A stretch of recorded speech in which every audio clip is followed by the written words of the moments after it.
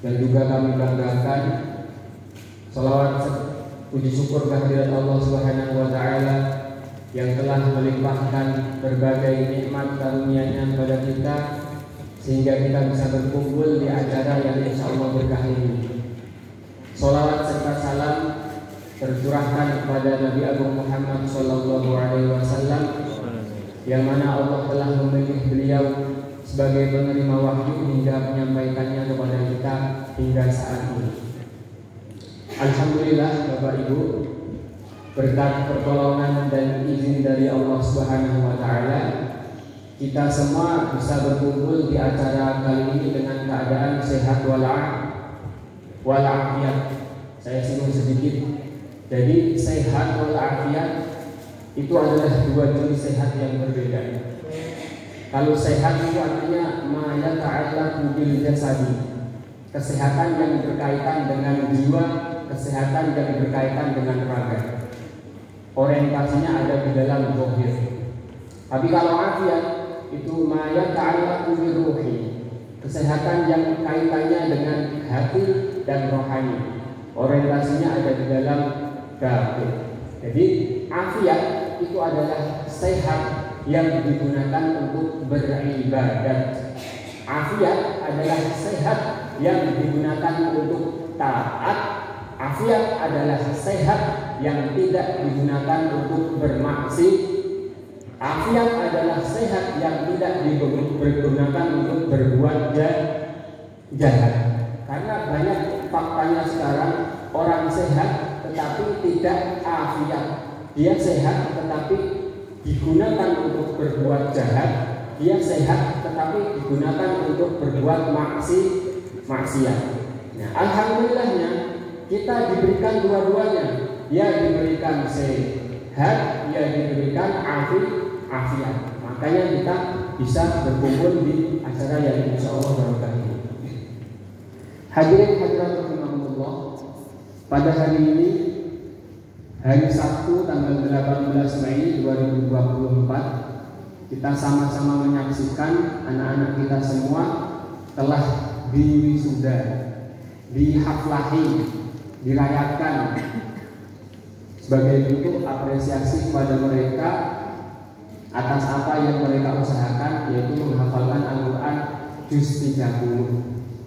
Harapannya anak-anak semoga jangan sampai cukup puas dengan hal ini, akan tetapi harus semangat lagi, mempunyai tekad yang tinggi untuk terus menghafalkan ayat-ayat Allah. Terus semangat untuk menghafalkan ayat-ayat Allah. Yang sekarang sudah menghafalkan juz 30, nanti harus diusahakan masa depan nanti harus menghafalkan 30 juz bil hifzi dengan hafalan. Luar biasa lagi bisa ditambah 30 juz bil fahmi. Tidak hanya hafal-hafal dan kalimatnya saja, akan tetapi faham mengenai apa yang dia hafalkan, tahu apa yang dia baca. Tuh. Lebih luar biasa lagi kalau ditambah lagi hafal 30 juz bil amali, bil fi'li. Tidak hanya hafal dan kalimatnya saja, paham apa yang dia baca, akan tetapi mengamalkan, melakukan apa yang dia baca, mempraktekkan apa yang dia ketahui, apa yang dia pahami. Ya, dengan seperti itulah Al-Quran akan menjadi pedoman utama untuk keberlangsungan hidupnya. Hadirin hadirat rahimakumullah. Sesuai apa yang disampaikan pembawa acara tadi, sesi kali ini yaitu tadabbur Al-Quran. Kita sama-sama mengetahui tadabbur Al-Quran. Kalau kita telisik lebih dalam tadabbur Al-Quran, kita lihat di Kamus Lisanul Arab, tadabbur itu artinya tafakkaru fihi wa ta'ammala fihi. Artinya mengangan-angan apa yang ada di dalam Al-Quran, menghayati apa yang ada di dalam Al-Quran. Karena memang faktanya fungsi utama diturunkannya Al-Quran salah satunya adalah untuk ditadabburi ayat-ayatnya. Allah Ta'ala berfirman, A'udzu billahi minasyaitonir rajim. Kitabun anzalnahu ilaika mubarakun liyadabbaru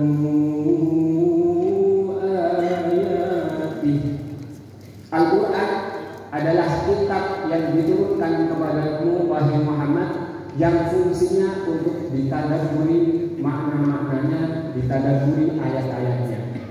Makanya di dalam Al-Quran Allah Subhanahu wa Ta'ala 2 kali menegaskan, 2 kali menanyakan, apakah manusia sudah mentadaburi Al-Quran? Afala yatadabbaruna Al-Quran? Allah mengatakan 2 kali. Saking besarnya manfaatnya mentadaburi Al-Quran. Salah satunya pernah diungkapkan oleh Profesor Dr. Wahbah Az-Zuhairi dalam kitabnya Al-Wajiz. Beliau mengatakan salah satu fungsi mentadaburi Al-Quran, barang siapa yang mentadaburi Al-Quran, menghayati ayat-ayat Al-Quran, maka orang itu akan menemukan keselarasan di dalam hidupnya. Hidupnya selaras dengan Al-Quran, hidupnya sesuai dengan Al-Quran. Bapak-bapak, ibu-ibu, orang kalau hidupnya sudah seirama dengan Al-Quran, selaras dengan Al-Quran, jaminannya adalah kebaikan, keberkahan. Tidak main-main keberkahan dan kebaikan itu Allah sendiri yang menjamin. Allah berfirman, "Man 'amila shalihan min dzakarin aw untha wa huwa mu'minun falanuhyiyannahu hayatan thayyibah." Barang siapa yang beramal soleh, maka kami Allah akan memberikan kepada dia sebuah kehidupan yang thayyibah, kehidupan yang baik, kehidupan yang istimewa. Memang di ayat itu kalimatnya hanya tertera man 'amila shalihan. Siapa yang berbuat amal soleh saja. Tapi kita tidak tahu kira-kira amal soleh seperti apa yang bisa mendatangkan kebaikan hidup. Nah, inilah fungsi peletakan ayat-ayat demi ayat. Ulama dalam mengalokasikan ayat, meletakkan ayat itu sangat difikirkan semenjak dulu. Makanya kalau kita lihat ayat setelah itu berbunyi, fa'idza qara'tal Qur'an fasta'idz billahi minasyaitonir rajim. Dengan arti lain, barang siapa yang menginginkan kebaikan dalam hidupnya, maka bacalah Al-Quran. Tadaburilah Al-Quran, karena di dalamnya terdapat keberkahan, terdapat kebaikan. Hadirin hadirat rahimakumullah. Lalu ada pertanyaan, bagaimana nasib kita yang masih belum bisa membaca Al-Quran, masih belum ada waktu untuk mentadaburi Al-Quran? Hadirilah majelis Al-Quran, hadirilah majelis ilmu seperti yang kita hadiri pada pagi hari. Jangan pernah berpikir apa yang kita hadiri pada waktu ini itu sia-sia. Tidak sama sekali.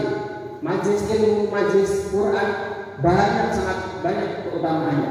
Nabi pernah mewasiatkan hal yang sangat luar biasa kepada salah satu sahabat, Abdullah bin Mas'ud. Kata Nabi, "Ya bin Mas'ud, dulu suka sa'atan fi majlisil ilmi la tamassi qalaman wa la taktub harfan khairul laka min 'itqi alfi raqabah." Kata Nabi, "Hei Abdullah bin Mas'ud, dudukmu 1 jam saja di majelis ilmu, 1 jam saja di majelis ilmu, kamu tidak membawa alat tulis satu pun, tidak menulis 1 huruf pun, itu lebih baik bagimu daripada memerdekakan 1000 budak."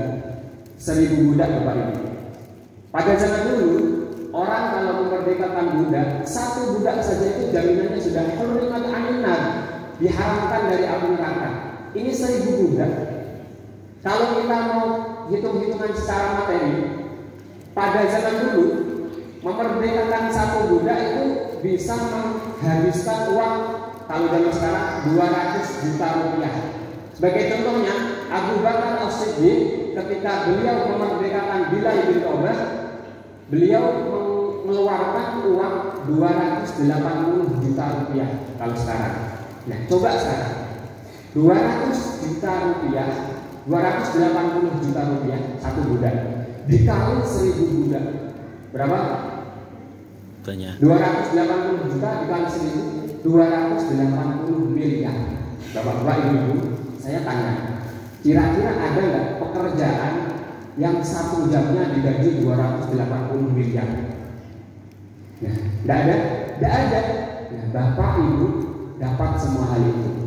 Bayangkan kita dari jam 7 di sini pulang jam 12 atau jam 11, berapa jam kira-kira? 1 jam 280 miliar dikali 4. Banyak. Banyak sekali yang kita dapatkan, akan tapi gimana uangnya? Ya nggak kelihatan. Kalau kelihatan nanti ada kaget. Kalau udah kaget, bahaya. Nah itulah keutamaan majelis ilmu, keutamaan majelis Quran. Maka jangan anggap hal seperti itu sia-sia. Semua ada berkahnya, semua ada kebaikannya. Mungkin sekian ya yang saya sampaikan. Semoga ada manfaat yang bisa didapatkan. Lebih dan kurangnya mohon dimaafkan. Lastu bi khairin wa lastu bi ahsanin minkum. Wassalamualaikum warahmatullahi wabarakatuh.